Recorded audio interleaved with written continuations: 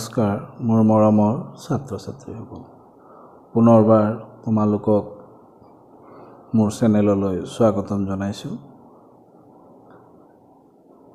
ইয়াৰ আগত মই ক্লাছ 10ৰ বিজ্ঞান সাবজেক্টৰ প্ৰথম চেপ্টাৰ ৰাসায়নিক বিক্ৰিয়া আৰু সমীকৰণৰ বিষয়ে আলোচনা কৰিছিলোঁ। আজিৰ ভিডিঅ'ত মই ৰাসায়নিক বিক্ৰিয়া আৰু সমীকৰণৰ চেপ্টাৰত থকা আটাইবোৰ প্ৰশ্নৰ উত্তৰ আৰু সেৱাৰ আণ্ডাৰত HSLC পৰীক্ষাৰ 2015 পৰা 2020 লৈ অহা প্ৰশ্নবোৰৰ উত্তৰ লগতে কিছুমান এডিশনেল প্ৰশ্ন উত্তৰ আলোচনা কৰিম।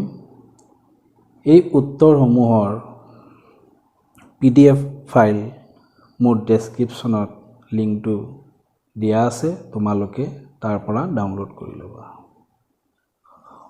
আমি পলম নকৰাকৈ আমাৰ আজিৰ ভিডিঅ'টো আৰম্ভ কৰোঁ। পেজ নাম্বাৰ 6ৰ প্ৰথম প্ৰশ্ন, বায়ুত দহনৰ আগতে মেগনেছিয়ামৰ ফিটা এডাল পৰিষ্কাৰ কৰি ল'ব লাগে কিয়?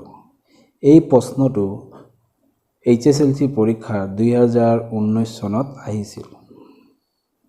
এইটো তোমালোকৰ কাৰণে ইম্পৰ্টেণ্ট। উত্তৰটো এইদৰে দিয়ে, মই লিখিছোঁ, মেগনেছিয়াম এবিধ অতিশয় সক্ৰিয় ধাতু হোৱাৰ বাবে ই বায়ুত থকা অক্সিজেনৰ সৈতে বিক্ৰিয়া ঘটাই মেগনেছিয়াম ফিটাডালৰ ওপৰত মেগনেছিয়াম অক্সাইডৰ প্ৰলেপ সৃষ্টি কৰে। এই মেগনেছিয়াম অক্সাইডৰ প্ৰলেপ স্থায়ী হোৱাৰ কাৰণে ই মেগনেছিয়াম ফিটাডালক পুনৰাই অক্সিজেনৰ লগত বিক্ৰিয়া ঘটাত ব্যাঘাত জন্মায়।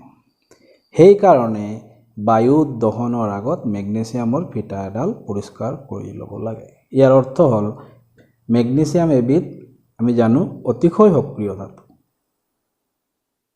গতিকে ই বায়ুত আমাৰ অক্সিজেন থাকে, অক্সিজেনৰ লগত বিক্ৰিয়া কৰি আগতেই ফিটাডালত মেগনেছিয়াম অক্সাইডৰ এটা প্ৰলেপ থাকে। আৰু যেতিয়া আমি এইটো মেগনেছিয়ামৰ ফিটাডালক পুনৰ দহন কৰিবলৈ যাম, দহনত আমাৰ অক্সিজেন লাগে, যে অক্সিজেনৰ লগত বিক্ৰিয়া নকৰিব, যিহেতু ইয়াত মেগনেছিয়াম অক্সাইডৰ এটা প্ৰলেপ আগৰ পৰা আছে। সেইকাৰণে আমি দহনৰ আগত মেগনেছিয়ামৰ ফিটাডাল পৰিষ্কাৰ কৰি ল'ব লাগে। এতিয়া মই যাওঁ কুৱেশ্যন নম্বৰ 2, তলৰ ৰাসায়নিক বিক্ৰিয়াবোৰৰ বাবে সন্তুলিত সমীকৰণ লিখা। এই সন্তুলিত সমীকৰণৰ আটাইবোৰ প্ৰশ্নৰ উত্তৰ মানে পাঠভিত্তিক যিমান চেপ্টাৰত থকা আটাইবোৰ প্ৰশ্নৰ উত্তৰ মোৰ পাৰ্ট 4 ভিডিঅ'ত, ইয়াৰ আগৰ ভিডিঅ'ত মই আপলোড কৰি দিছোঁ, তাতে বুজাই দিয়া হৈছে। সেইকাৰণে ইয়াত এই ভিডিঅ'ত মই এইবোৰ বুজাই নিদিওঁ। তোমালোকে কোনোবাই যদি সেই ভিডিঅ'টো চোৱা নাই, মোৰ চেনেলত গৈ পাৰ্ট 4 ভিডিঅ'টো চালে তোমালোকে পাই যাবা। ইয়াত 2 নম্বৰ প্ৰশ্নটো 2015ত আহিছে, এইটো মই এৰাই যাওঁ। এতিয়া আমি 3 নম্বৰ প্ৰশ্নত আহিলোঁ, তলৰ বিক্ৰিয়াবোৰৰ বাবে অৱস্থা চিহ্ন সহ একোটা সন্তুলিত ৰাসায়নিক সমীকৰণ লিখা। এই 3 নম্বৰ প্ৰশ্ন মোৰ পাৰ্ট 4 ভিডিঅ'ত তোমালোকে পাই যাবা।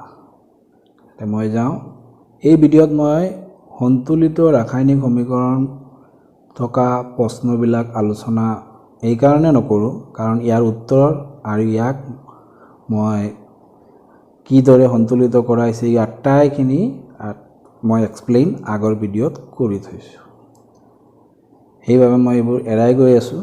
এতিয়া আমি প্ৰশ্নাৱলী পেজ নাম্বাৰ 10ৰ প্ৰথম প্ৰশ্ন, এটা পদাৰ্থ Xৰ দ্ৰৱক বগা ৰং সানিবলৈ ব্যৱহাৰ কৰা হয়। 1. পদাৰ্থ Xৰ নাম আৰু সংকেত লিখা। 2 নম্বৰত কি সুধিছে, পানীৰ সৈতে পদাৰ্থ Xে কৰা বিক্ৰিয়াটো কি? বিক্ৰিয়াটো লিখা। এইটো এই বছৰ 2020 চনত আহিছিলে HSLC এক্সামত। পদাৰ্থ Xৰ নাম হ'ল পোৰা চূণ, যাৰ ৰাসায়নিক নাম হ'ল কেলছিয়াম অক্সাইড আৰু সংকেত হ'ল CaO। ইয়াৰ ৰাসায়নিক সংকেত এইটো CaO, এটা সলিড হয়। H2O লিকুইড পানী আৰু কি উৎপন্ন কৰে ক্যালসিয়াম হাইড্ৰক্সাইড এটো 2 নম্বৰ এটো কি বিক্ৰিয়াটো লিখা গৈছে এই যে বিক্ৰিয়াটো এটো তাৰছত আমি আহিম 2 নম্বৰ প্ৰশ্ন কাৰ্যকলাপ 1.7 ত এটা পৰীক্ষা নলত সংগ্ৰহ কৰা গেছৰ পৰিমাণ আনটো পৰীক্ষা নলত সংগ্ৰহ কৰা গেছৰ পৰিমাণৰ দুগুণ হয় এই গেছটোৰ নাম লিখা তোমালোকে কাৰ্যকলাপ 1.7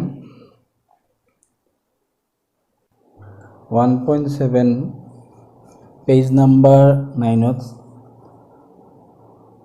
চালে গম পাবা তাতে এটা বিকাৰত পানী লৈ বিদ্যুৎ বিশ্লেষণ বিক্ৰিয়া কৰা হৈছে এই পানীৰ বিদ্যুৎ বিশ্লেষণ হলে দুটা হাইড্ৰোজেন পৰমাণু আৰু এটা অক্সিজেন পৰমাণু উৎপন্ন হয় আমি জানো পানীৰ সংকেত কি H2O এটো হল পানীৰ সংকেত যেতিয়া আমি বিদ্যুৎ বিশ্লেষণ কৰো এই হাইড্ৰোজেন আৰু অক্সিজেন কি হয় বেলেগ হৈ যায় পৃথক হৈ যায় এই পৰীক্ষা নলত সংগ্ৰহ কৰা গেছৰ পৰিমাণ আনটো পৰীক্ষা নলত সংগ্ৰহ কৰা গেছৰ পৰিমাণৰ দুগুণ হয় সোয়া H কেইটা আছে হাইড্ৰোজেন দুটা অক্সিজেন এটা তে 2 গুণ 2 দুগুণ আৰু এই গ্যাস এই দুগুণ কোন হল হাইড্ৰোজেন হল তে গ্যাসটোৰ নাম কি হাইড্ৰোজেন এটিয়ে প্ৰশ্নটো সুধিছিলে উত্তৰটো এটো এতিয়া প্ৰশ্নাৱলী পেজ নাম্বাৰ 13 প্ৰথম প্ৰশ্ন লুৰ গজাল এটা ডুবাই ৰাখিলে কপাৰ সালফেট দ্ৰৱ এটাৰ ৰং পৰিৱৰ্তন ঘটে কিয় কপাৰ সালফেটৰ দ্ৰৱটোৰ বৰণ নীলা হয় এই দ্ৰৱণত লুৰ গজাল ডুবালে নীলা ৰংটোৰ পৰিৱৰ্তন ঘটি হেউজিয়া হয় লু মানে আইৰন লু আইৰন কপাৰতকৈ অধিক সক্ৰিয় হোৱা বাবে কপাৰক অপকাৰিত কৰি আইৰন সালফেট আৰু কপাৰ উৎপন্ন কৰে তাৰ পিছত এই তলৰ বিক্ৰিয়াটো মই লিখি দিছো ইয়াত চোৱা আইৰনে কপাৰক অপকাৰিত কৰি আইৰন সালফেট হৈছে আৰু কপাৰ অপকাৰিত হৈ গ'ল সেকেন্ড প্ৰশ্নত আহো সেকেন্ড প্ৰশ্নত কাৰ্যকলাপ 1.10 ত দিয়া বিক্ৰিয়াটোৰ বাহিৰে আন এটা দ্বি অপহৰণ বিক্ৰিয়াৰ উদাহৰণ দিব কৈছে তোমালোকে 1.10 ৰ বিক্ৰিয়াটো দিলে নহব তোমালে বেলেগ এটা বিক্ৰিয়া দিব লাগিব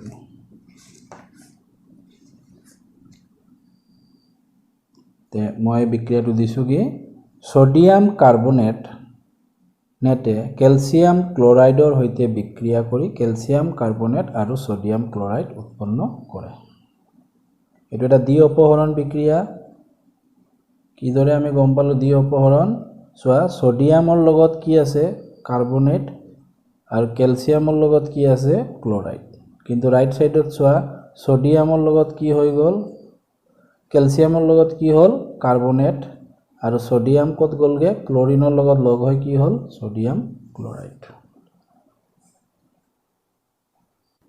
3 নম্বৰ প্ৰশ্নত কৈছে তলৰ বিক্ৰিয়া কেইটা জাৰিত আৰু বিজাৰিত হোৱা পদাৰ্থসমূহ বাছি উলিওৱা HSLC 2017 আৰু 2020 আহিছে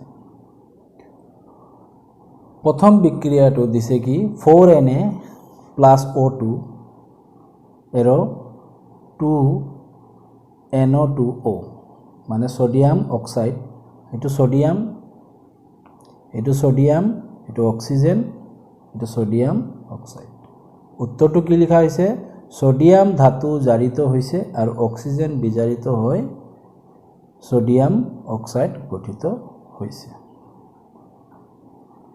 এতিয়া সোডিয়ামত অক্সিজেন নাছিলে কিন্তু লেফট সাইডত সোডিয়ামত অক্সিজেন নাই রাইট সাইডত সোডিয়ামৰ লগত অক্সিজেন কি হল যোগ হল আমি জানো অক্সিজেন যোগ হলে জাৰিত আৰু ইয়াত অক্সিজেন আছিল এই অক্সিজেনৰ পৰা O কমি গল O2 নাই ইয়াত এই O2 কত গৈ সংযোগ হল সোডিয়ামৰ লগত সেইকাৰণে অক্সিজেন কি হ'ল বিজাৰিত হৈছে এটা আমি নেক্সটটো চাওঁ কপাৰ অক্সাইড প্লাস H2 এৰ বিক্ৰিয়া ঘটি কি হৈছে কপাৰ আৰু ওয়াটাৰ কপাৰত অক্সিজেন আছিল কিন্তু বিক্ৰিয়াজাত পদাৰ্থত কপাৰত অক্সিজেন নাই মানে বিজাৰিত হৈছে এই কাৰণে মই লিখিছো কপাৰ অক্সাইড অক্সিজেন হেৰুৱাই বিজাৰিত হৈছে হাইড্ৰোজেনত অক্সিজেন আছিল হাইড্ৰোজেনৰ লগত অক্সিজেন হয় ওয়াটাৰ হ'ল এই কাৰণে হাইড্ৰোজেন অক্সিজেন লাভ কৰি জাৰিত হৈছে এতিয়া অনুশীলনীৰ প্ৰশ্ন উত্তৰ পেজ নাম্বাৰ 14 তলৰ বিক্ৰিয়াটোৰ বাবে উক্তিসমূহৰ কোন কেইটা অশুদ্ধ প্ৰশ্নটো কি 2 lead oxide plus carbon আৰু কি উৎপন্ন হৈছে 2 lead আৰু কাৰ্বন ডাই অক্সাইড এক নম্বৰত কি কৈছে lead বিজাৰিত হৈছে 2 নম্বৰত দিছে কাৰ্বন ডাই অক্সাইড জাৰিত হৈছে 3 নম্বৰ সি দিছে কাৰ্বন জাৰিত হৈছে আৰু ডি দিছে lead oxide বিজাৰিত হৈছে ইয়াতে ভালদৰে চাবা তোমালোকে ইয়াৰ অশুদ্ধহে ওলাব কৈছে কি ওলাব কৈছে অশুদ্ধ ওলাব কৈছে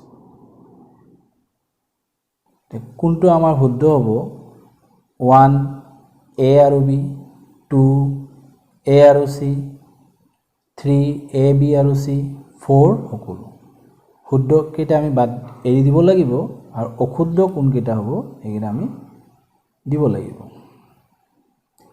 তে lead বিজাৰিত হৈছে এটো হসা lead অক্সিজেন কি হৈছে হেৰুৱাইছে lead বিজাৰিত হৈছে কাৰ্বন ডাই অক্সাইড কাৰ্বন জাৰিত হৈছে কাৰ্বনৰ লগত অক্সিজেন যোগ হৈছে তে lead অক্সাইড বিজাৰিত হৈছে ডি নম্বৰটো শুদ্ধ কাৰ্বন জাৰিত হৈছে সি নম্বৰ শুদ্ধ আৰু এ নম্বৰত অকল lead দিছে lead অক্সাইড দিয়া নাই lead অক্সাইড হে বিজাৰিত হৈছে ইয়াতে চোৱা তোমালোকে lead অক্সাইড আছে ইয়াতে কি আছে lead অক্সাইড বিজাৰিত হয় কি হল lead তে আমাৰ ডি নম্বৰটো শুদ্ধ কাৰ্বন আছিলে অক্সিজেন যোগ হৈছে কি হল আমাৰ জাৰিত এটো শুদ্ধ নেক্সট বিত কৈছে কাৰ্বন ডাই অক্সাইড জাৰিত হৈছে কাৰ্বন ডাই অক্সাইড জাৰিত হয় নাই এইপিনে কাৰ্বন ডাই অক্সাইড নাই কাৰ্বন এটো অশুদ্ধ lead বিজাৰিত হৈছে lead নাই lead অক্সাইড হে আছে এটো অশুদ্ধ তে A আৰু B টো আমাৰ অশুদ্ধ তেনে হলে আমাৰ শুদ্ধ উত্তৰ কোনটো হ'ব 1 এটা আমি যাও সেকেন্ড প্ৰশ্নত কি দিছে আইৰন অক্সাইড আৰু এলুমিনিয়াম কি উৎপন্ন কৰিছে বিক্ৰিয়াজাত পদাৰ্থ এলুমিনিয়াম অক্সাইড আৰু আইৰন HSLC 2016 আৰু 18 ত এই প্ৰশ্নটো আহিছে ওপৰৰ বিক্ৰিয়াটো এটা উদাহৰণ এটা সংযোজন বিক্ৰিয়া এটা দ্বি অপহৰণ বিক্ৰিয়া এটা বিযোজন বিক্ৰিয়া এটা অপহৰণ বিক্ৰিয়া আমি চাব লাগিব সংযোজন বিক্ৰিয়াত আমি জানো দুটা বিক্ৰিয়াজাত পদাৰ্থ লগ হয়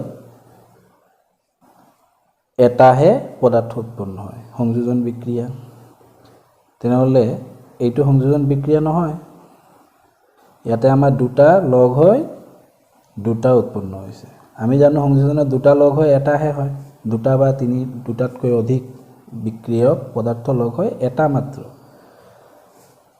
দ্বি অপহৰণত কি হয় এটা দুটা বিক্ৰিয়ক পদাৰ্থ হয় এটা আনটোৰ জলীয় লৱণীয় দ্ৰৱণৰ পৰা ইহঁতৰ আয়নসমূহক পৰস্পৰ সালসলনি ঘটায় ইয়াতে এইটো হোৱাই নাই এইটো আমাৰ সেকেন্ডটো আমাৰ কি হ'ল ফাৰ্স্ট ওয়ান ভুল হ'ল সেকেন্ডটো আমাৰ ভুল হ'ল বিযোজনত কি হয় এটা মাত্ৰ বিক্ৰিয়ক পদাৰ্থ থাকে ইয়াত কেইটা আছে দুটা এটো আমাৰ ভুল লাস্ট থাকিলে আমাৰ ডি এটা অপহৰণ বিক্ৰিয়া কি কৰে এটা বিক্ৰিয়ক পদাৰ্থই আনটো বিক্ৰিয়ক পদাৰ্থৰ অপহৰণ প্ৰতিস্থাপন কৰে আয়নক। ইয়াতে চোৱা এলুমিনিয়ামে আইৰণক অপহৰণ কৰি এলুমিনিয়াম অক্সাইড হৈছে। সেইবাবে এইটো এটাহে অপহৰণ হৈছে। আইৰণে আকৌ এলুমিনিয়ামৰ কোনো আয়নক অপহৰণ কৰা নাই। এইটোৰ শুদ্ধ উত্তৰটো কি হ'ব? ডি। 3 নম্বৰত কি দিছে? কি ঘটে যেতিয়া লঘু হাইড্ৰক্লৰিক এচিড লুৰ গুৰিত যোগ কৰা হয়? শুদ্ধ উত্তৰটো টিক চিন দিয়া। হাইড্ৰজেন গেছ আৰু আইৰণ ক্লৰাইড উৎপন্ন হয়। নাম্বাৰ এ। নাম্বাৰ বি ক্লৰিন গেছ আৰু আইৰণ হাইড্ৰক্সাইড উৎপন্ন হয়। নাম্বাৰ চি বিক্ৰিয়া নঘটে, আইৰণ লৱণ আৰু পানী উৎপন্ন হয়। হাইড্ৰক্লৰিক এচিডৰ গুৰিত লু আইৰণ দিলে আমাৰ মনত ৰাখিবা ধাতুৰ লগত এচিডৰ বিক্ৰিয়া ঘটিলে হাইড্ৰজেন গেছ উৎপন্ন হয়। হাইড্ৰজেন গেছ ইয়াতে এই ধাতু চেপ্টাৰত তোমালোকে পাবা হাইড্ৰজেন গেছ কোনটো অপশ্যনত দিয়া আছে? এ নম্বৰ অপশ্যনত হাইড্ৰজেন গেছ। বিত নাই হাইড্ৰজেন গেছ, বি কেঞ্চেল হ'ব, চি নাই, ডি নাই। এইটো ধাতু চেপ্টাৰ তোমালোকে পাবা। লু এটা ধাতু হয়, লুৱে এচিডৰ লগত বিক্ৰিয়া কৰিলে হাইড্ৰজেন গেছ উৎপন্ন হয় আৰু লগত কি উৎপন্ন হ'ব? Iron chloride. আমাৰ শুদ্ধ উত্তৰটো এ। আমাৰ 4 নম্বৰ প্ৰশ্নটো হ'ল সন্তুলিত ৰাসায়নিক সমীকৰণ কি? ৰাসায়নিক সমীকৰণসমূহক কিয় সন্তুলিত কৰিব লাগে? 2017ত আহিছে। যিবোৰ ৰাসায়নিক সমীকৰণত বিক্ৰিয়াজাত পদাৰ্থৰ মৌলবোৰৰ মুঠ ভৰ বিক্ৰিয়ক মৌলবোৰৰ মুঠ ভৰৰ সমান হয়, এনে বিক্ৰিয়াবোৰক সন্তুলিত ৰাসায়নিক সমীকৰণ বোলে। উদাহৰণ zinc, hydrogen sulphate, zinc sulphate আৰু হাইড্ৰজেন। ইয়াত এইটো এটা সন্তুলিত আৰু ভৰৰ নিত্যতাৰ সূত্ৰ আমি 9ত পাইছিলোঁ। ৰাসায়নিক বিক্ৰিয়া এটাত কোনো পৰমাণু সৃষ্টি বা বিনাশ হ'ব নোৱাৰে, সিহঁতৰ স্থানৰহে সাল সলনি হয়। সেইবাবে ৰাসায়নিক সমীকৰণসমূহক সন্তুলিত কৰিব লাগে। নাম্বাৰ 5 তলৰ উক্তিসমূহ ৰাসায়নিক এইবোৰ সন্তুলন কৰা। এইটো আগৰ ভিডিঅ'ত মই বুজাই দিছোঁ, তাৰ পৰা চালে হ'ল। ইয়াৰে প্ৰথম এ নম্বৰ প্ৰশ্নটো আমাৰ 2016ত আহিছে, বি নম্বৰ প্ৰশ্নটো আমাৰ 2015 আৰু 2020ত আহিছে, ডি নম্বৰ প্ৰশ্নটো আমাৰ 2020ত আহিছে। নাম্বাৰ 9, 6, 7, 8 আটাইবোৰ মই আগৰ ভিডিঅ'ত আলোচনা কৰিছোঁ। আটাইবোৰ সন্তুলিত কৰাৰ ওপৰত আছিলে, সেইবাবে মই স্কিপ কৰি কুৱেশ্যন নম্বৰ 9ত আহিলোঁ। তাপবৰ্জী আৰু তাপগ্ৰাহী বিক্ৰিয়া বুলিলে কি বুজা? উদাহৰণ দিয়া। 2016 আৰু 18ত আহিছে HSLC এক্সামত। তাপবৰ্জী বিক্ৰিয়া যিবোৰ ৰাসায়নিক বিক্ৰিয়াত তাপ উদ্ভৱ হয় সেইবোৰক তাপবৰ্জী বিক্ৰিয়া বোলে। ধনাত্মক চিনৰ দ্বাৰা তাপ উদ্ভৱ হোৱা ৰাসায়নিক সমীকৰণৰ সোঁফালে লিখি বুজোৱা হয়। ইয়াত চোৱা এইপিনে সোঁফালে প্লাছ চিনেৰে এইটো বুজাই দিয়া হৈছে। তাপবৰ্জী বিক্ৰিয়া মই আগত আলোচনা কৰিছোঁৱেই, পাৰ্ট 3 আই থিংক পাৰ্ট 3ত মোৰ ভিডিঅ'ত আলোচনা আছে আটাইবোৰ বিক্ৰিয়াৰ বিষয়ে। এই ভিডিঅ'টো চালে তোমালোকে গম পাবা। মই উত্তৰটোহে পঢ়ি গৈ আছোঁ।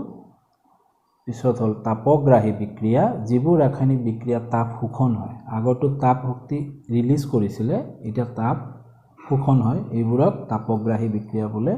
ইয়াক ঋণাত্মক চিনৰ দ্বাৰা তাপ শোষণ হোৱা ৰাসায়নিক সমীকৰণৰ সোঁফালে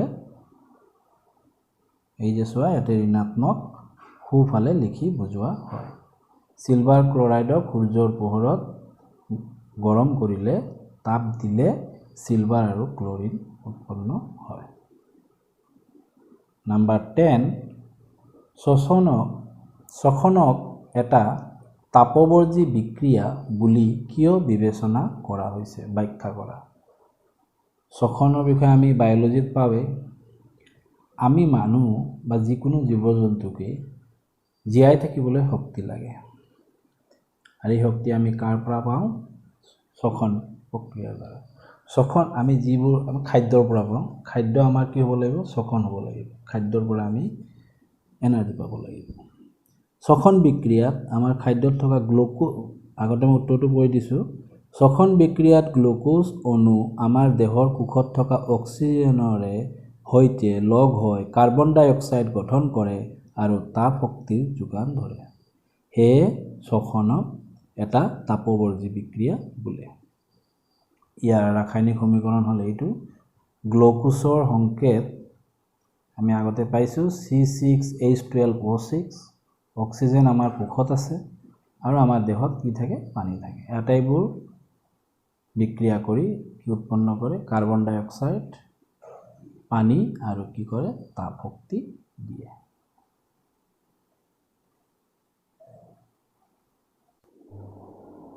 নাম্বাৰ 11 বিযোজন বিক্ৰিয়াক সংযোজন বিক্ৰিয়াৰ বিপৰীত বোলা হয় কিয় এই সমূহ বিক্ৰিয়াৰ বাবে সমীকৰণ লিখা বিযোজন বিক্ৰিয়াত এটা বিক্ৰিয়ক পদাৰ্থৰ পৰা দুই বা ততোধিক বিক্ৰিয়াজাত পদাৰ্থ উৎপন্ন হয় যেনে ক্যালসিয়াম কাৰ্বনেট উত্তপ্ত কৰিলে ক্যালসিয়াম অক্সাইড আৰু কাৰ্বন ডাই অক্সাইড আনহাতে সংযোজন বিক্ৰিয়াত দুই বা ততোধিক বিক্ৰিয়াজাত পদাৰ্থ উৎপন্ন হয় যেনে কাৰ্বন আৰু অক্সিজেন গেছ লগ হয় কাৰ্বন ডাই অক্সাইড গতিকে বিযোজন বিক্ৰিয়াক সংযোজন বিক্ৰিয়াৰ বিপৰীত বোলা হয় ইয়াত চোৱা এটা মাত্ৰ বিক্ৰিয়ক তাৰ পৰা দুটা বিক্ৰিয়ক ইয়াতে চোৱা দুটা বিক্ৰিয়ক তাৰ পৰা এটা মাত্ৰ বিক্ৰিয়াজাত পদাৰ্থৰ উৎপন্ন হৈছে নাম্বাৰ 12 তাপ পোহৰ আৰু বিদ্যুৎ শক্তিৰে সংগঠিত বিযোজন বিক্ৰিয়াৰ একোটাকৈ উদাহৰণ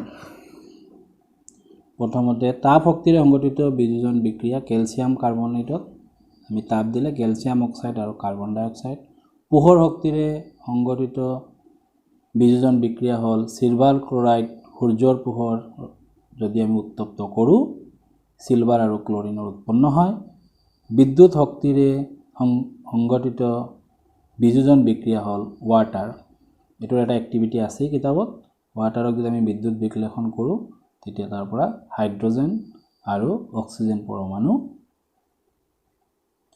পোৱা যায়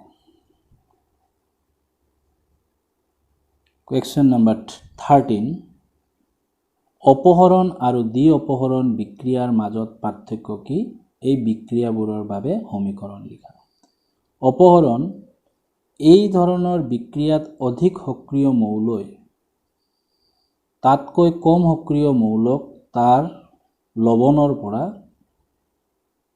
এই বস্তুৰ লৱণ ভালদৰে বুজা যোৱা নাই লৱণৰ দ্ৰৱণৰ পৰা অপসাৰিত কৰে এই সোয়া কপাৰ সালফেটে আইৰনে কি কৰিছে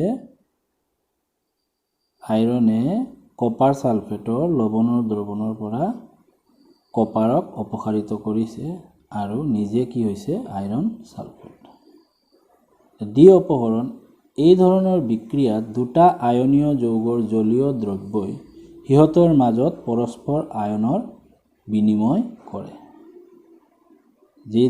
যেনে silver nitrate sodium chloride silver chloride আৰু সোডিয়াম নাইট্ৰেট উৎপন্ন কৰিছে কুৱেশ্চন নম্বৰ 14 সিলভাৰৰ পৰিশোধনত সিলভাৰ নাইট্ৰেট দ্ৰব্যৰ পৰা সিলভাৰ আহৰণ কৰোঁতে কপাৰ ধাতুৰ দ্বাৰা অপসাৰণ সংগঠিত কৰা হয় জড়িত বিক্ৰিয়াটো লিখি দিব লাগে সিলভাৰ নাইট্ৰেট আমি কি জানো সিলভাৰ হল Ag নাইট্ৰেট হল NO3 সিলভাৰ যুক্ত 1 NO3 যুক্ত 1 কপাৰ নাইট্ৰেট প্লাস সিলভাৰ তাৰ পিছত আমি এটো সন্তুলিত কৰি দিছো সন্তুলিত নিয়মসমূহ মই আগৰ ভিডিঅত বুজাই দিছো কুৱেশ্চন নম্বৰ 15 অৰ্ধক্ষেপণ বিক্ৰিয়া মানে কি বুজা উদাহৰণ দি ব্যাখ্যা কৰা যি বিক্ৰিয়াত বিক্ৰিয়কবোৰ বিক্ৰিয়া কৰি অদ্ৰৱণীয় অৰ্ধক্ষেপ উৎপন্ন কৰে তেনে বিক্ৰিয়াক অৰ্ধক্ষেপ বিক্ৰিয়া বোলে অৰ্ধক্ষেপণ বিক্ৰিয়া বোলে ইয়াত অলপ ভুল হৈছে এটা মধ্যাহ্ন লগাই দিবা তাৰ মানে বিক্ৰিয়কবোৰ লগ হৈ জলীয় দ্ৰব্যৰ লৱণ উৎপন্ন নকৰে ইয়াতে চোৱা এটো সলিড উৎপন্ন কৰিছে তাক ইংলিছত প্ৰিচিপিটেট বুলি কোৱা হয় বগা ৰঙৰ যদি অৰ্ধক্ষেপ উৎপন্ন কৰে তেনে বিক্ৰিয়াক আমি অৰ্ধক্ষেপণ বুলি কওঁ sodium sulphate plus barium chloride react কৰি কি হ'ল বেৰিয়াম সালফেট আৰু সোডিয়াম ক্লোৰাইড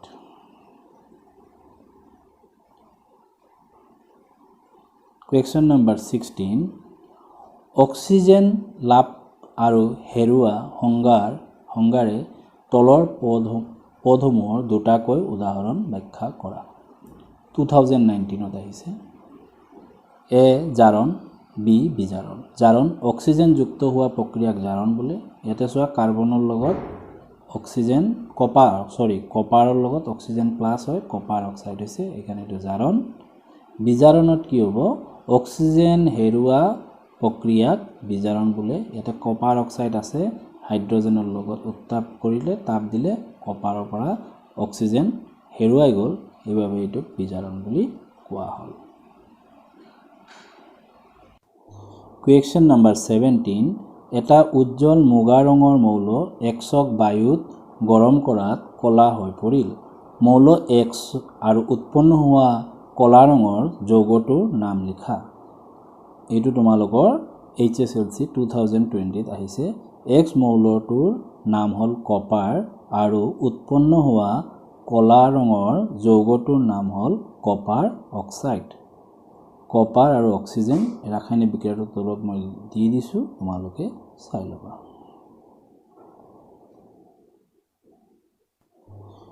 Question number 18 লুৰ বস্তুত ৰঙৰ প্ৰলেপ দিও কিয় 2020 আহিছে লুৰ বস্তুত ৰঙৰ প্ৰলেপ দি মামৰে ধৰাৰ পৰা ৰক্ষা কৰিব পাৰি কাৰণ বায়ুত যথেষ্ট পৰিমাণে অক্সিজেন জলীয় বাষ্প থাকে আৰু ইহত লুৰ বস্তুবোৰৰ লগত বিক্ৰিয়া কৰি মামৰ উৎপন্ন কৰে কিন্তু লুৰ ওপৰত ৰং দিলে অক্সিজেন বা জলীয় বাষ্প ইয়াৰ সংস্পৰ্শলৈ নাহে ফলত লুৰ বস্তুবোৰ বহু দিনলৈ ভাল থাকে মানে আমি জানো আমাৰ বায়ুমণ্ডলত আমাৰ চাৰিওপাশে কি থাকে অক্সিজেন আছে জলীয় বাষ্প আছে বিভিন্ন ধৰণৰ এসিড থাকে এইবোৰৰ লগত লুৱে এটা লুবোৰ সক্ৰিয় ধাতু এতে বিক্ৰিয়া কৰি মামৰ নতুন পদাৰ্থৰ উৎপন্ন কৰে আৰু মামৰে লাহে লাহে কি কৰে লুবোৰক ক্ষয় কৰে তোমালোকে নিশ্চয় দেখিছা ঘৰৰ গ্ৰিলবোৰত কালাৰ কৰা হয় ৰং দিয়া হয় কেলে দিয়া হয় যাতে এই বায়ুমণ্ডলত থকা অক্সিজেন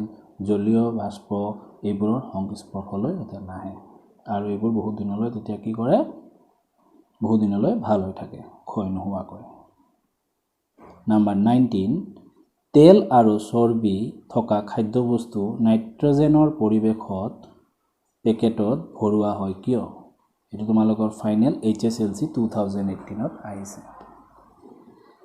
উত্তৰটো হ'ল এইদৰে তেল আৰু চৰ্বি থকা খাদ্যবস্তুবোৰ বায়ুত থকা অক্সিজেনৰ উপস্থিতিত জাৰণ ঘটি দুৰ্গন্ধি হয় ইহতৰ গোন্ধ আৰু স্বাদ হলনি হয় যদি খাদ্যবস্তুবোৰ নাইট্ৰজেনৰ পৰিৱেশত পেকেটত ভৰোৱা হয় তেতিয়া খাদ্যবস্তুবোৰ জাৰিত নহয় ফলত বহু দিনলৈ ভাল হৈ থাকে অৰ্থাৎ এইটোৱেই আমি যিমান ধৰণৰ আমাৰ মাৰ্কেটত ভুজিয়া কোৱা পেকেটিং যিবোৰ বস্তু আছে চিপছ কুৰকুৰে এইবোৰ পেকেটত বহু দিন ৰাখি থলে কি হয় সংগ্ৰহ কৰিলে অক্সিজেনৰ লগত বিক্ৰিয়া কৰি জাৰিত হৈ যায় আৰু এইবোৰ বেয়া হৈ যায় চাবা তাতে এক্সপায়াৰ ডেট থাকে যিকোনো পেকেটিং বস্তু বিফৰ 12 মান্থ বিফৰ 6 মান্থ আমি যদি ঘৰত যদি কিবা বনাও থৈ দিও এটা সব বগা সামনি পৰে কেলে পৰে অক্সিজেনৰ লগত জাৰিত হলে এটো তাৰ গোন্ধটো চেঞ্জ হৈ যায় সোৱাদ হলনি হয়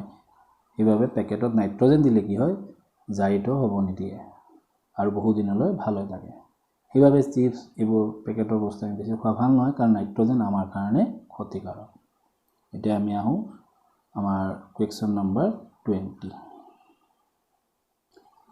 20 কি আছে এটা উদাহৰণৰ হৈতে তলৰ পদসমূহ ব্যাখ্যা কৰা ক্ষয় ভৱন A আৰু B হল চৰ্বিৰ দুৰ্গন্ধিতা ক্ষয় ভৱন কিছুমান ধাতু অতি সক্ৰিয় এই ধাতুবোৰ ইহতৰ চৌপাশৰ বিভিন্ন পদাৰ্থবোৰ যেনে জলীয় বাষ্প এসিড আদিৰ দ্বাৰা আক্ৰান্ত হয় তেতিয়া ইহঁতৰ ক্ষয় ঘটা বুলি কোৱা হয় আৰু এই প্ৰক্ৰিয়াটোক ক্ষয়ীভৱন বোলে। যেনে চিলভাৰৰ ওপৰত পৰা কলা চামনি আৰু কপাৰৰ ওপৰত পৰা সেউজীয়া চামনি ক্ষয়ীভৱনৰ উদাহৰণ। এইটো আগতে ক'লোৱেই, ধাতু যদি ধাতুবোৰ যিকোনো ধাতু অতিশয় সক্ৰিয় হয়, আমাৰ চৌপাশে কি থাকে, অক্সিজেন, জলীয় বাষ্প এইবোৰৰ লগত বিক্ৰিয়া কৰি ক্ষয় হয়, ইয়াকে ক্ষয়ীভৱন বোলে। চৰ্বিৰ দুৰ্গন্ধিতা, তেল আৰু চৰ্বিজাতীয় খাদ্য বস্তুবোৰ বহুত দিন ৰাখিলে ইহঁত অক্সিজেনৰ দ্বাৰা কি হ'ব, জাৰিত হয়, দুৰ্গন্ধি আৰু স্বাদ সলনি হয়। এই প্ৰক্ৰিয়াটোক আমি চৰ্বিৰ দুৰ্গন্ধিতা বুলি কোৱা হয়। আমাৰ পাঠভিত্তিক যিবোৰ প্ৰশ্ন আছিল আটাইবোৰ আলোচনা কৰিলোঁ। এতিয়া আমি এই পাঠত থকা এডিশ্যনেল আৰু কিছু এয়াৰলি অহা প্ৰশ্নৰ ওপৰত আলোচনা কৰিম। ইয়াৰে প্ৰথম পাঠভিত্তিক অতিৰিক্ত প্ৰশ্ন উত্তৰ। প্ৰথম প্ৰশ্ন, যেতিয়া মেগনেছিয়ামৰ ফিটা বায়ুত দহন কৰা হয় তেতিয়া ইয়াৰ পৰা পোৱা ছাইত কি থাকে? Magnesium oxide. এই বগা ৰং পোৱা যায় যে বগা ৰঙৰ বস্তুটো, এইটো মেগনেছিয়াম অক্সাইড। ছেকেণ্ড প্ৰশ্ন, ৰাসায়নিক বিক্ৰিয়াৰ ফলস্বৰূপে কি কি ঘটে? ৰাসায়নিক বিক্ৰিয়াত কি কি হ'ব পাৰে? অৱস্থাৰ পৰিৱৰ্তন হ'ব পাৰে, ৰঙৰ পৰিৱৰ্তন হ'ব পাৰে, নতুন গেছৰ উৎপত্তি হ'ব পাৰে, উষ্ণতাৰ পৰিৱৰ্তন হ'ব পাৰে। 3 নম্বৰ, বিক্ৰিয়ক আৰু বিক্ৰিয়াজাত পদাৰ্থ কাক বোলে? উদাহৰণ সৈতে লিখা। এটা ৰাসায়নিক সমীকৰণৰ কাৰ চিনৰ বাওঁফালে থকা পদাৰ্থবোৰক বিক্ৰিয়ক আৰু কাৰ চিনৰ সোঁফালে থকা পদাৰ্থবোৰক বিক্ৰিয়াজাত পদাৰ্থ বোলে। ইয়াৰ অৰ্থ হ'ল এই দুটা আমাৰ কি? বিক্ৰিয়ক, মই লিখি দিছোঁ, আৰু এইটো হ'ল আমাৰ বিক্ৰিয়াজাত পদাৰ্থ। কুৱেশ্যন নম্বৰ 4, জকা ৰাসায়নিক সমীকৰণ কি? যি ৰাসায়নিক সমীকৰণৰ কাৰ চিনডালৰ বাওঁফালে আৰু সোঁফালে প্ৰতিটো মৌলৰ পৰমাণুসমূহৰ সংখ্যা একে নহয়, এনে ৰাসায়নিক সমীকৰণক জকা ৰাসায়নিক সমীকৰণ বোলে। ৰাসায়নিক সমীকৰণ আলোচনা কৰোঁতে পাৰ্ট 1 ভিডিঅ'ত মই আলোচনা কৰিছোঁৱেই। মেগনেছিয়াম আৰু অক্সিজেন, ইয়াত চোৱা, বাওঁপিনে মেগনেছিয়াম এটা, অক্সিজেন দুটা, মেগনেছিয়াম এটা, অক্সিজেন এটা। অক্সিজেনৰ সংখ্যাটো সমান নহয়, মানে সন্তুলিত হোৱা নাই। সন্তুলিত কৰাৰ আগৰ অৱস্থাটোকে আমি কি বুলি কওঁ? জকা সমীকৰণ বুলি কওঁ। কুৱেশ্যন নম্বৰ 5, ৰাসায়নিক বিক্ৰিয়া কেই প্ৰকাৰৰ আৰু কি কি? ৰাসায়নিক বিক্ৰিয়া 5 প্ৰকাৰৰ। নাম্বাৰ 1, সংযোজন বিক্ৰিয়া, ইংলিছত কয় কম্বিনেশ্যন ৰিয়েকশ্যন। বিযোজন বিক্ৰিয়া, ডিকম্পজিশ্যন ৰিয়েকশ্যন। 3 নম্বৰ, অপহৰণ বা প্ৰতিস্থাপন বিক্ৰিয়া, ডিছপ্লেচমেণ্ট ৰিয়েকশ্যন। নাম্বাৰ 4, দ্বি অপহৰণ বিক্ৰিয়া, ডাবল ডিছপ্লেচমেণ্ট ৰিয়েকশ্যন। নাম্বাৰ 5, জাৰণ বিজাৰণ বা ৰেডক্স বিক্ৰিয়া। নাম্বাৰ 6, সংযোজন বিক্ৰিয়া কি? উদাহৰণ দিয়া। যি বিক্ৰিয়া 2 বা ততোধিক বিক্ৰিয়ক পদাৰ্থ লগ হৈ এটা মাত্ৰ বিক্ৰিয়াজাত পদাৰ্থ উৎপন্ন হয় তাকে সংযোজন বিক্ৰিয়া বোলে। যেনে কাৰ্বন অক্সিজেন যোগ হৈ কি হয়? কাৰ্বন ডাই অক্সাইড। ইয়াতে চোৱা, দুটা বিক্ৰিয়ক আৰু এটা বিক্ৰিয়াজাত। নাম্বাৰ 7, বিযোজন বিক্ৰিয়া কি? উদাহৰণ দিয়া। যি বিক্ৰিয়াত এটা মাত্ৰ বিক্ৰিয়ক পদাৰ্থৰ পৰা একাধিক বিক্ৰিয়াজাত পদাৰ্থৰ উৎপন্ন হয় তাকে বিযোজন বিক্ৰিয়া বোলে। ইয়াত চোৱা, এটা মাত্ৰ বিক্ৰিয়ক আৰু বিক্ৰিয়াজাত কেইটা? দুটা।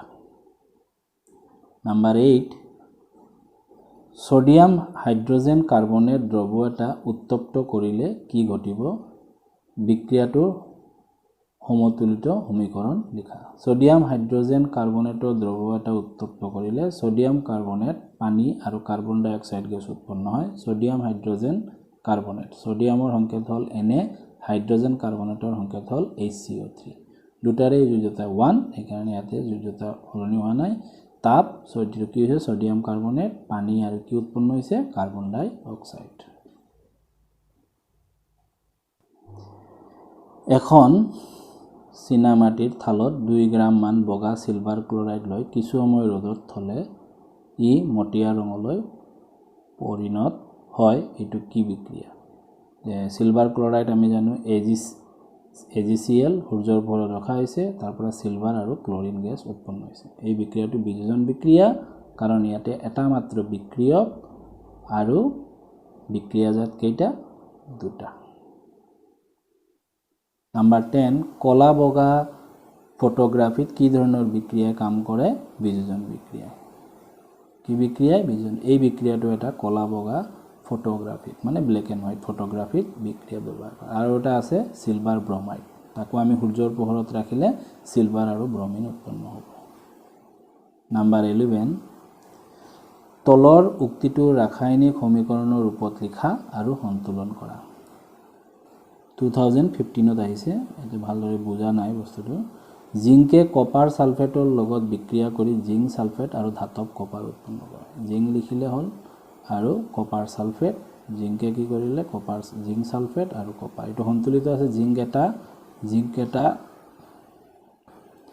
কপাৰ এটা সালফাৰ এটা অক্সিজেন 4টা অক্সিজেন 4টা নাম্বাৰ 12 2017ত আহিছে এটা বিকাৰত 2 গ্ৰাম ক্যালসিয়াম অক্সাইড লোৱা বিকাৰটোত লাহে লাহে পানী যোগ কৰা তলত দিয়াবোৰৰ উত্তৰ কৰা উষ্ণতাৰ কেনে পৰিৱৰ্তন ঘটিব ওপৰৰ কথাখিনিৰ এটা সন্তুলিত ৰাসায়নিক সমীকৰণ লিখা 2017ত আহিছে উত্তৰটো হ'ব এইদৰে 2 গ্ৰাম ক্যালসিয়াম অক্সাইড লাহে লাহে পানী যোগ কৰিলে হিথিলিত চূন ক্যালসিয়াম হাইড্ৰক্সাইড হিথিলিত চূনৰ সংকেত হ'ল ক্যালসিয়াম হাইড্ৰক্সাইড আৰু ক্যালসিয়াম অক্সাইড হ'ল এটো ক্যালসিয়াম অক্সাইড পুৰা চূন বুলি কোৱা হয় ক্যালসিয়াম আৰু সংকেত কি হ'ব লাহে লাহে প্ৰচুৰ তাপৰ উৎপন্ন হ'ব এক নম্বৰ হৈ গ'ল উষ্ণতা কেনে পৰিৱৰ্তন হয় প্ৰচুৰ কি হ'ব তাপবৰ্জবিকে তাপ উৎপন্ন হ'ব আৰু ক্যালসিয়াম অক্সাইড আৰু পানী ওপৰৰ কথাখিনি এটা সন্তুলিত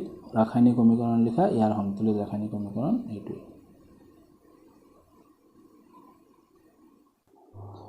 নাম্বাৰ 13 এটা পৰীক্ষা নলত 3 ml মান সোডিয়াম সালফেটৰ দ্ৰৱ লোৱা আন এটা পৰীক্ষা নলত 3 ml মান বেৰিয়াম ক্লোৰাইডৰ দ্ৰৱ লোৱা দুয়োটা দ্ৰৱ মিহলোৱা আৰু তলত দিয়াবোৰৰ উত্তৰ লিখা ওপৰৰ পৰীক্ষাটোৰ পৰ্যবেক্ষণ লিখা বি ওপৰৰ পৰ্যবেক্ষণটোৰ ৰাসায়নিক লিখা সমীকৰণ লিখা আৰু বিক্ৰিয়াটোৰ প্ৰকাৰ উল্লেখ কৰা 2019ত আহিছে তোমালোকৰ কাৰণে খুবেই ইম্পৰ্টেন্ট উত্তৰটো হ'ব এইদৰে 3 ml সোডিয়াম সালফেট আৰু 3 ml বেৰিয়াম ক্লোৰাইডৰ দ্ৰৱ মিহলি অদ্ৰাব্য বেৰিয়াম সালফেটৰ বগা অৰ্ধক্ষেপ আৰু জলীয় দ্ৰৱ সোডিয়াম ক্লোৰাইড উৎপন্ন হয় পৰ্যবেক্ষণটোৰ ৰাসায়নিক সমীকৰণ হ'ল এইদৰে সোডিয়াম সালফেট Na2SO4 সালফেটৰ যেটা 2 এতে গল আৰু বেৰিয়াম ক্লোৰাইড উৎপন্ন কি হ'ব বেৰিয়াম সালফেট আৰু সোডিয়াম ক্লোৰাইড এতে সোডিয়ামে বেৰিয়ামক অপসাৰিত কৰি বেৰিয়ামে সোডিয়ামক অপসাৰিত কৰি কি হ'ল বেৰিয়ামে সোডিয়ামক অপসাৰিত কৰি কি হ'ল বেৰিয়াম সালফেট সোডিয়ামে বেৰিয়ামক অপসাৰিত কৰি কি হ'ল সোডিয়াম ক্লোৰাইড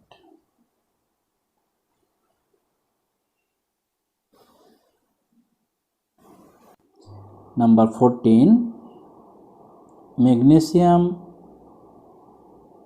মেগনেছিয়াম ফিটাডালৰ দহনৰ ফলত কি হয় মেগনেছিয়াম ফিটাডাল দহনৰ ফলত বগা পাউডাৰত পৰিণত হয় এই পাউডাৰখিনি হ'ল মেগনেছিয়াম অক্সাইড বায়ুৰ অক্সিজেন আৰু মেগনেছিয়ামৰ মাজত হোৱা বিক্ৰিয়াৰ ফলত ই গঠন হৈছে সংকেত ৰাসায়নিক সমীকৰণ হ'ল এইটো magnesium plus oxygen 2MgO number 15 কলা বগা ফটোগ্ৰাফিত ব্যৱহাৰ কৰা বিক্ৰিয়াসমূহ কি অলপ আগত কোৱা হৈছিল সিলভাৰ ক্লোৰাইড আৰু সিলভাৰ ব্ৰমাইড এই বিক্ৰিয়া দুটা সূৰ্যৰ পোহৰত উত্তপ্ত কৰিলে সিলভাৰ আৰু ক্লোৰিন সিলভাৰ আৰু ব্ৰমিন উৎপন্ন হয় ইয়াকে আমি নাম্বাৰ 16 আৰু আজিৰ ভিডিঅ'ৰ শেষ প্ৰশ্ন এই চেপ্টাৰৰ এডিশনাল প্ৰশ্ন এটা হুকান উতলন নলীত 2 গ্ৰাম মান ফেৰাছ সালফেট স্ফটিক লোৱা হল স্ফটিক মানে ফেৰাছ সালফেটৰ লগত অলপ তাতে কি আছে মানে মিক্স আছে